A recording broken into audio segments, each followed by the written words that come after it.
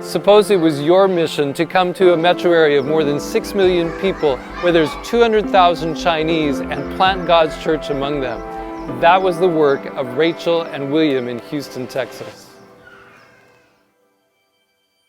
So Rachel and William came. They began to look. Where could they go? What could they do? They had the whole city.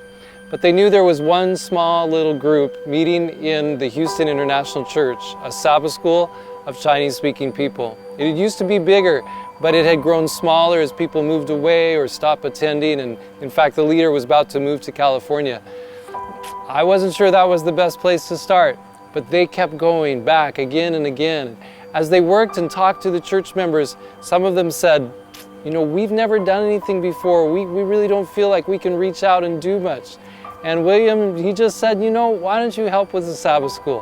Why don't one of you take each of the different days of the week and try sharing? And so they did. They said, as long as you help fill it out. And they grew in confidence. Rachel invited them, come help us with a health expo or some sort of outreach. And they said, we've never done anything like that. We don't know what to do.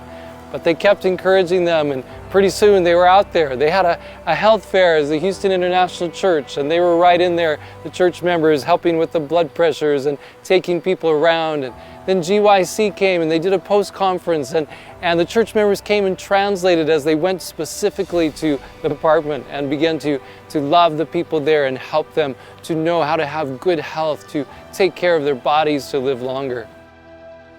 Well, as it began to grow and the interest became stronger, they kept just praying and saying, Lord, lead us to places where we can meet Chinese and Taiwanese people so that we can love them and care about them. And that's how they came to the Taiwanese Cultural Center. There at this place, they knew there were a lot of senior citizens coming because they missed their home country, they missed Taiwan, they needed the fellowship, the friendship, but they also needed better health. And Rachel saw immediately an opportunity to truly care. She asked permission. They weren't sure who she was, where this couple was coming from. And so they said, well, you can do it once. So they let them have an opportunity to do that. And as they did that, they were able to see that she was teaching incredibly. It was beautiful, it connected with the people. It was just the kind of things they needed to know to prevent diabetes, heart disease, cancer, and the rest. Well, that meant they wanted them to come every month. And they kept coming and kept coming. And then they invited a group of young people who'd come from Wildwood to come and do massages and some more teaching and care about them. And so the friendships have just developed, and so now they're able to visit the homes, do health coaching, and say to them, what would you like to change? What's one thing that could significantly improve your health that you'd like to do over this next couple of weeks? To do a little bit of cooking demonstrations right there and have some of the delicious, tasty, healthy food that Rachel and William are good at making.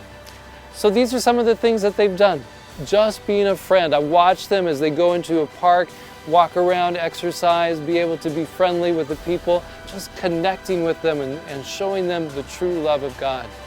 So what's going to happen next? Well, it's a little hard to tell, but they're starting to meet in a home once a month as a group. The church members come and other friends that they're meeting. They meet in a home so that they can come close to one another and feel the love and support that sometimes you don't feel when you go to church. But what is church anyway? Church is a group of people who love each other and who care. And so that's what they're doing, and that's how they're reaching out.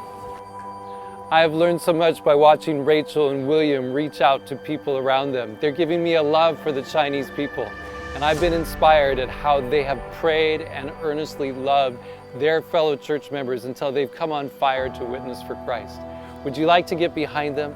They are out there doing this beautiful ministry because people are supporting them and helping them, praying for them, giving financially for them. If you would like to do that, you can call ASAP Ministries at 269-471-3026 or go online at asapministries.org. We can reach this world for Christ. Together, let's reach the world ASAP.